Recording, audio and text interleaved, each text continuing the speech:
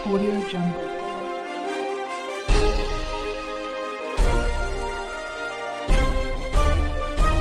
Audio Jungle. Good morning everyone. मैं doctor Sanjeev Kumar Sunshine hospital Gachibowli Hyderabad से बोल रहा हूँ।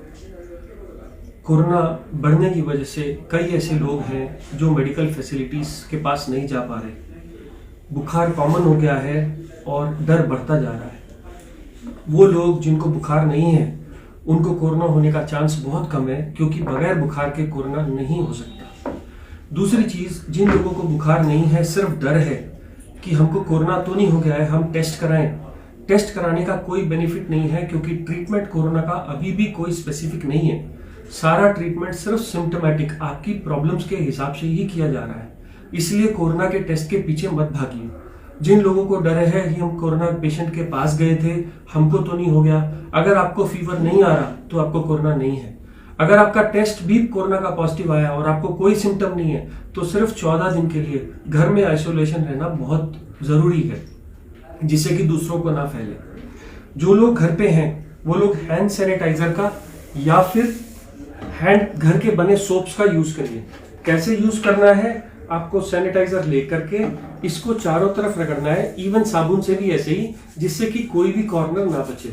अब ये आपका हैंड स्टेरलाइज है। अगर आप पेशेंट को छूना चाह रहे हैं तो या तो सैनिटाइजर नहीं तो ग्लव यूज करिए, और छूने के बाद या काम खत्म होने के बाद वो ग्लव उतार करके फेंक दीजिए। उस ग्लव को पहन करके आप बाहर मत जाइए, नहीं तो इन्फेक्शन बाहर आ जाएगा। अगर आप इन्फेक्टेड नहीं है तो सोशल डिस्टेंसिंग के टाइम या तो कपड़े का या N95 या सिंपल मास्क यूज करना इक्वली इफेक्टिव है। सिर्फ पेशेंट से 1 मीटर की दूरी बनाए रखिए। वो लोग जो इन्फेक्टेड नहीं है अपनी इम्यूनिटी को बूस्ट करना चाहते हैं कि हमको इन्फेक्शन ना हो, या हो तो हम उससे बच जाएं, उसके लिए जो हमारे पास विटामिन सी की टैबलेट्स हैं, जो एक सुबह और एक शाम ले लेनी चाहिए। कुछ मल्टीविटामिन की गोलियां आती हैं, विकासूल या मल्टीविटामिन सुप्राडीन, कोई भी गोली एक जैसा ही काम करती है, दिन में एक लेना इनफ होता है। कैल्शियम या विटामिन D3 ने भी इफेक्ट दिखाया है, इसलिए ये भी दिन में एक बार लेनी है। विटामिन डी के 60K के कैप्सूल्स आते हैं, 3 दिन लेकर के बंद कर दीजिए। वो लोग जो बुजुर्ग लोग खाना नहीं खा पा रहे, भूख नहीं लग रही, उन लोगों के लिए ORS सोल्यूशन या घर का बना नींबू पानी इनफ होता है, जिसमें नमक और चीनी दोनों होनी चाहिए। यहां तक मैंने बात करी वो लोग जिनको कोई इन्फेक्शन नहीं है या फीवर नहीं आ रहा। मैंने फिर बताया, फीवर नहीं है तो कोरोना नहीं है, क्योंकि 97% को पहला सिम्टम ही फीवर आता है। अगर आपको फीवर आ रहा है तो थर्मामीटर से चेक करिए, पैनिक मत करिए। अगर फीवर आ रहा है तो आप पैरासिटामोल की बनी टैबलेट आपको आराम से मिल जाएगी 500 या 600 में। ये मॉर्निंग, आफ्टरनून और इवनिंग। पैरासिटामोल की गोली से शरीर के दर्द, कमजोरी, सिर का दर्द, गले का दर्द या फीवर दोनों उतर जाते हैं। अगर इस गोली को 3 बार लेने से फीवर नहीं उतर रहा तो आप कपड़े से बॉडी को भिगा लीजिए और पंखा चला दीजिए। जैसे ही पानी सूखेगा आपका टेम्परेचर उतर जाएगा। बच्चों को भी आप यही दे सकते हो, बस पैरासिटामोल की डोज वेट के हिसाब से आधी कर दीजिए। अब इसके अलावा कुछ लोगों को सांस फूलनी शुरू हो जाती है, कुछ लोगों को डर की वजह से, कुछ लोगों को बीमारी की वजह से। अगर वो सांस फूलना डर की वजह से है तो आप ये पल्स ऑक्सीमीटर खरीद लाएं, जो कि मार्केट्स में आराम से मिल जा रहा है 500 से 1000 रुपए के बीच में, या फिर अमेजन साइट्स पे भी मिल जाता है। इसको उंगली पे लगाने से आपको आपकी ऑक्सीजन कितनी है ये बता देता है। अगर आपकी ऑक्सीजन नॉर्मल लोगों की 90 से ऊपर रहनी चाहिए, अगर ये ऑक्सीजन 90 से ऊपर है तो ये जो भी आपको हो रहा है वो डर की वजह से है। और जितना मैंने ट्रीटमेंट अभी तक बताया, मल्टीविटामिन, सोशल डिस्टेंसिंग या hand wash is enough. But अगर आपकी ऑक्सीजन कम हो रही है या सांस चढ़ रही है या खांसी आ रही है तो आपको 2 टैबलेट्स, एक तो डेरिफिलिन की गोली या डॉक्सोफिलिन की गोली सुबह दोपहर शाम ले सकते हैं, और एक मोंटेलुकास्ट की गोली रात में लीवोसिट्रिजिन के साथ। इन गोलियों से आपका सांस चढ़ना कम हो जाएगा। कुछ लोगों ने म्यूसिनेक भी ट्राई करा है सुबह और शाम, म्यूसिनेक से भी सांस चढ़ना कम हो जाता है। जिन लोगों को खांसी हो रही है, कोई सिरप अच्छा और बुरा नहीं होता। जो लोग सिरप मार्केट से खरीद सकते हैं 5 ml सुबह दोपहर शाम लीजिए। जो लोग नहीं ले सकते वो लोग जिंजर का जूस, कंसंट्रेटेड जिंजर के जूस में हनी मिला के लीजिए। ये भी होम रेमेडी है, खांसी के सिरप के जैसा काम करता है। सब सिरप एक ही जैसे काम करते हैं, सिर्फ एक ढक्कन सुबह दोपहर शाम लेना है। यहां तक तो सिर्फ उन लोगों की बात है जो लोग घर में सिम्टोमेटिक ट्रीटमेंट कर रहे हैं। किसी वजह से आपका बुखार उतर नहीं रहा, बहुत बढ़ गया, इतने सब केयर से नहीं ठीक हो रहा, तो अब मेडिकल फैसिलिटी आ जाती है जिसमें कुछ गोलियां और कुछ इंजेक्शन मैं समझा रहा हूं। जो गोलियां हैं 2 एंटीबायोटिक्स, एजिथ्रोमाइसिन, सिर्फ 5 गोलियां, आपको कंटिन्यू नहीं करनी, रोज एक लेनी है, 5 दिन लेके बंद कर देनी है। एजिथ्रोमाइसिन या डॉक्सीसाइक्लिन, यही 2 एंटीबायोटिक्स हैं जो इस वायरस के खिलाफ कुछ तो काम करके रिजल्ट दिखा रही हैं और हम लोग इनको दे रहे हैं। डॉक्सीसाइक्लिन गोली सुबह शाम 1 पत्ता लेके बंद कर देना है। अगर इन सबसे भी ठीक नहीं हो रहा और आपके पास मेडिकल फैसिलिटी है तो आप मेडिकल फैसिलिटी में जाइए।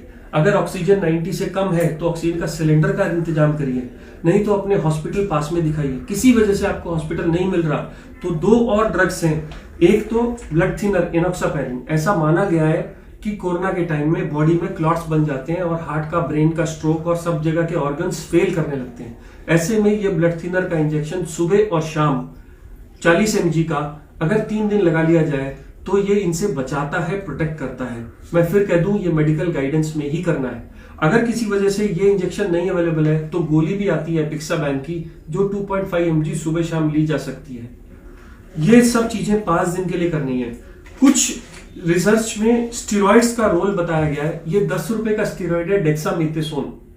अस्थमा के लोगों को दिया जाता है, इमरजेंसी एनाफिलैक्सिस में दिया जाता है, ये भी कोरोना में आजकल दिया जा रहा है। एक इंजेक्शन 4 mg का आता है, 4 से 8 mg का एक इंजेक्शन सुबह खाने के बाद लगा लीजिए। ये इंजेक्शन भी अंडर मेडिकल गाइडेंस आपको बहुत मदद करेगा 5 दिन के लिए। बट ये उन लोगों के लिए जो बहुत सिक हो गए हैं और किसी वजह से जो वेंटिलेटर पर जाना है, वेंटिलेटर पर जाने से बचने के लिए ये इंजेक्शन लगाए तो बच जाता है।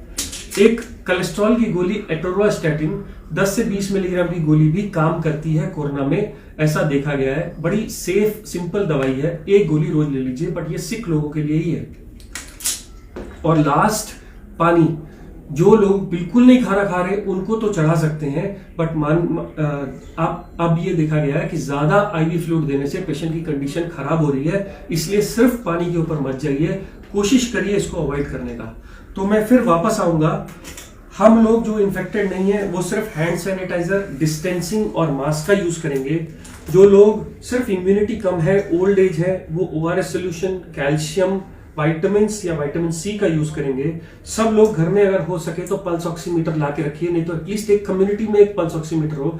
ये सब लोगों के पास, सब लोगों का चेक कर सकता है। इसमें ब्लड की जरूरत नहीं होती, इसमें इंफेक्शन होने का डर नहीं होता। सिर्फ आप उंगली अपनी साबुन से धो के यूज करिए जिससे दूसरे आदमी को इन्फेक्ट ना हो।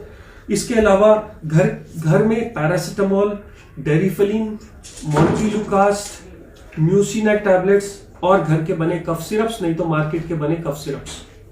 अगर इससे भी ठीक नहीं होता तो 2 एंटीबायोटिक्स, एक है डॉक्सीसाइक्लिन और एक है एजिथ्रोमाइसिन। अगर इसके बाद हॉस्पिटल की जरूरत पड़े या हॉस्पिटल ना मिले तो एक इंजेक्शन एनोक्सापैरिन और एक इंजेक्शन डेकाड्रान, यही इस वक्त हमारे पास बेसिक केयर अवेलेबल है। मेक श्योर कि ये सबके पास इंफॉर्मेशन चली जाए। आप अपनी डिसीज की सिवियरिटी के हिसाब से इसमें से ड्रग्स लेंगे, लेफ्ट साइड से राइट साइड में सिवियरिटी बढ़ती चली जाएगी। जो लोग हॉस्पिटल जा सकते हैं वो हॉस्पिटल में रहिए। जिन लोगों की ऑक्सीजन कम है वो घर में ऑक्सीजन इंतजाम करके भी ये ट्रीटमेंट शुरू कर सकते हैं। और मुझे उम्मीद है within 1 month we all will be all happy and fine. Thank you. मैं doctor Sanjeev Kumar Sunshine hospital से बोल रहा हूँ।